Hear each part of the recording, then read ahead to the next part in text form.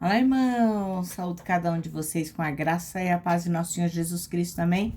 Meu nome é Miriam Anita, e eu estou aqui para a gente estudar juntinho um texto da irmã Cleilma Ricker que se chama Deus se importa. Este texto foi escrito para o Manancial, que é um devocional diário produzido pela União Feminina Missionária Batista do Brasil, que oferece para a gente meditações baseadas na Bíblia, que é a palavra de Deus. Uma meditação para cada dia do ano. E lógico, né? Quando a gente estuda a palavra de Deus, faz o nosso devocional, somos inspirados, exortados e edificados. Isso vai promover o nosso crescimento cristão e nosso engajamento com a missão de Deus. Como vocês sabem, eu não escrevi o texto, quem escreveu foi a irmã Cleilma Ricker. O que eu vou fazer? Vou ler com os irmãos e contar aquilo que eu entendi, tá bom? Então, já deixa a sua Bíblia aberta, nós vamos ler o capítulo 4 do livro de Jonas. Então, são muitos versículos, seria bom que você, então, já deixasse aí no esquema para a gente poder ler junto e não ficar cansativo para ninguém, tá bom? Então, vamos orar?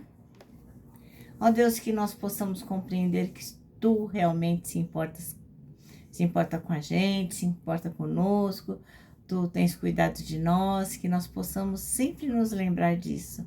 Muito obrigada pela oportunidade de fazermos esse devocional e que possamos aprender com a palavra de hoje esta importante lição, que o Senhor se importa conosco.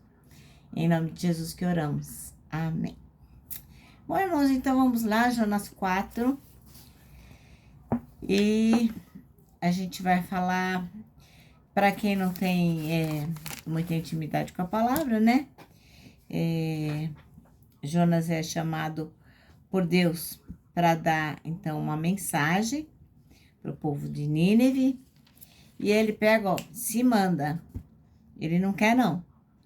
Mas aí o que acontece? Ele acaba sendo engolido por um grande peixe. E no final ele vai ter que pregar a palavra, porque Deus tem propósito para tudo. E nós vamos ler então o capítulo 4. A ira de Jonas e o amor de Deus. Entretanto, Jonas ficou extremamente decepcionado com tudo isso e irou-se sobremaneira. Tudo isso o quê? Que ele teria que entrar na cidade de Nínive, pregar o arrependimento e as pessoas iam se arrepender. Mas ele achava que a cidade não merecia. Então ele ficou muito decepcionado, ficou muito irado. Então orou a Yahvé e desabafou dizendo: Ah, Eterno, pois não foi exatamente isso que eu disse quando ainda estava em minha casa? Foi por esse motivo que decidi fugir para Tarsis. Eu sabia que tu és Deus misericordioso, compassivo, longânimo, rico em amor e que ameaças castigar, mas te arrependes. Ó Yahvé, agora, portanto, tira a minha vida, eu rogo. Afinal, é para mim melhor morrer do que seguir vivendo. E Yahvé, o Senhor, lhe questionou: Tens alguma razão para te deixares enfurecer dessa maneira? Então Jonas saiu para consolar-se num lugar a leste, oriente da cidade. Ali armou uma tenda e sentou-se debaixo dela, à sombra até ver o que mais aconteceria na cidade. Yahvé, Elohim, Deus, fez crescer uma espécie de mamoneira sobre Jonas, a fim de oferecer mais sombra e conforto à sua cabeça, livrando-o do calor excessivo. E Jonas ficou bastante alegre por causa da planta. Todavia, no dia seguinte, ao alvorecer, Deus enviou uma lagarta que atacou o arbusto, que, sendo frágil, secou. Logo que apareceu o sol, Deus trouxe um vento oriental muito quente e seco, e o sol fustigou a cabeça de Jonas, a ponto de ele quase perder os sentidos. E por isso ele desejou morrer e exclamou: Ah, para mim seria melhor morrer do que continuar vivendo. Contudo, Deus questionou a Jonas outra vez: Tens algum motivo para estares tão furioso por causa da planta? Ao que replicou Jonas: Sim, tenho. Eu estou irado a ponto de preferir a morte. Entretanto, Yahvé ponderou-lhe: Ora, Jonas, tens compaixão desta planta, embora não tenhas cuidado dela, não a fizeste crescer nem a podaste. Ela simplesmente nasceu numa noite e na outra noite morreu. Por outro lado, Nínive tem mais de 120 mil seres humanos que não sabem nem discernir entre a mão direita e a mão esquerda, tampouco entre o bem e o mal, além de muitos animais inocentes. Não haveria eu de ter pena dessa grande cidade? Pois é, né? É a grande pergunta que o Senhor faz para Jonas, porque às vezes a gente perde a noção, né? A gente acha que é melhor que os outros. A gente se acha a última bolacha do pacote, enquanto os outros não merecem nada na vida, né? Bom, o nosso texto chama-se Deus se importa. Pois saiba, esse é o nosso versículo 2.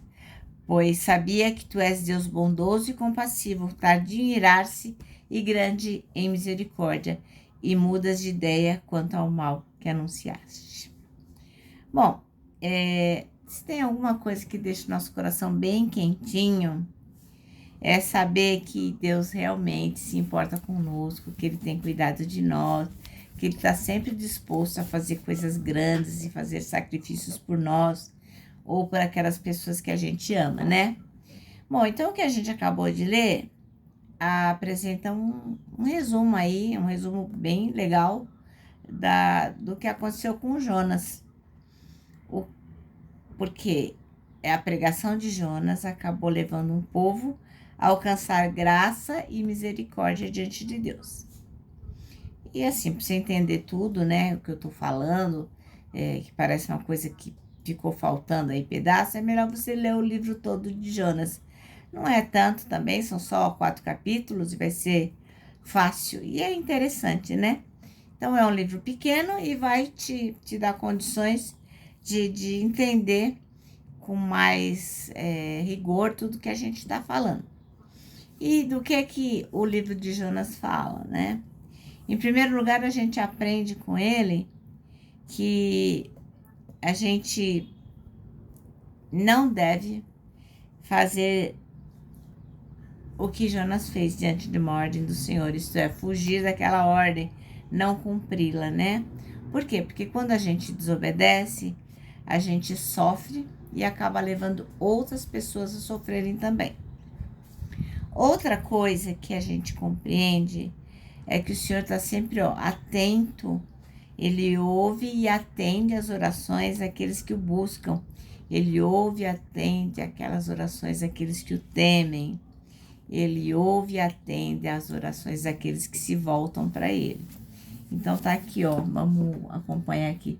Jonas 1,14, diz assim, Por isso, suplicaram a Yahvé nesses termos. Ó Senhor, eis que nós te rogamos, ó Yahvé, não nos deixe morrer por conta da vida deste homem e não nos culpes pelo sangue inocente, porque tu, ó Yahvé, fizeste como te aprouve fazer. Então, o Jonas estava lá no barco e essas pessoas inocentes oraram e o Senhor teve misericórdia. No 16 diz assim: assim que notaram que o mar se aquietou, todos os homens adoraram e louvaram a Yahvé com grande temor, oferecendo-lhe sacrifícios e fazendo-lhe votos. E depois, no capítulo 2, a gente vai ver os versículos 2, 3 e 7, que diz assim: e disse: em meu desespero, clamei a Yahvé e ele me respondeu. Do ventre do céu da morte, gritei por livramento, e tu, ó Senhor, ouviste o meu clamor. O 3. Pois me lançastes nas profundezas, no coração dos mares, e as correntezas formaram um turbilhão ao meu redor. Todas as grandes ondas e vagas passaram por sobre mim. E aí, no versículo... Aí nós vamos para o capítulo 3, versículo 7 a 9, que diz assim: e então proclamou em Nínive Eis que, por decreto dos reis e de seus nobres, fica proibido a todo homem ou animal, bois ou ovelhas, provar de qualquer alimento. Portanto, não haverá reis de comer nem beber nada. Cobri-vos de vestes de arrependimento e lamento, todas as pessoas como os animais, e todos os cidadãos orem a Deus com todas as suas forças. Cada pessoa abandone seu meu caminho e tome atitude. Cada pessoa abandone seu mau caminho e toda atitude violenta. Então, essa é importante a gente ver que Deus realmente ouve, né? E em terceiro lugar, a gente vai ver aqui em Jonatas 3:10 que Deus se importa com a gente.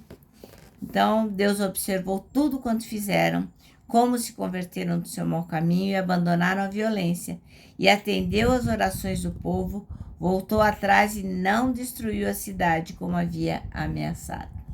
Então, o Senhor tem misericórdia de nós e não desiste de salvar a gente, né? Ele demonstra compaixão, ele não desiste de nos salvar, ele não desiste daqueles que se arrependem. Então, recapitulando, o que a gente aprendeu? Que, em primeiro lugar, a gente não deve desobedecer a Deus. E, em segundo lugar, a gente tem que estar certo que Deus atende às orações daqueles que o buscam, que o temem e que se voltam para Ele. E, em terceiro lugar, nós temos que saber que o Criador se importa com a gente.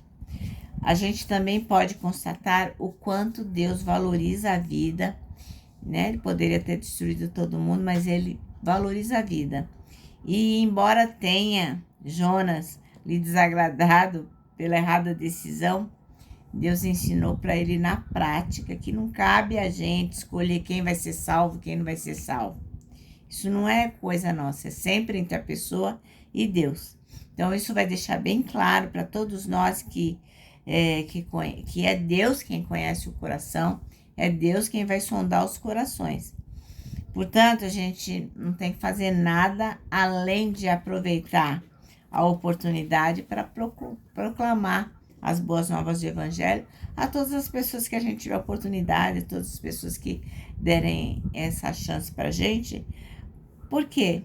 Não somos nós que salvamos, mas nós temos que estar cientes de que a salvação pertence exclusivamente a Deus, o autor da vida. Então, o Senhor é misericordioso, como está lá em Jonas 2:9, diz: eu, porém, te oferecerei sacrifícios com voz de ação de graças.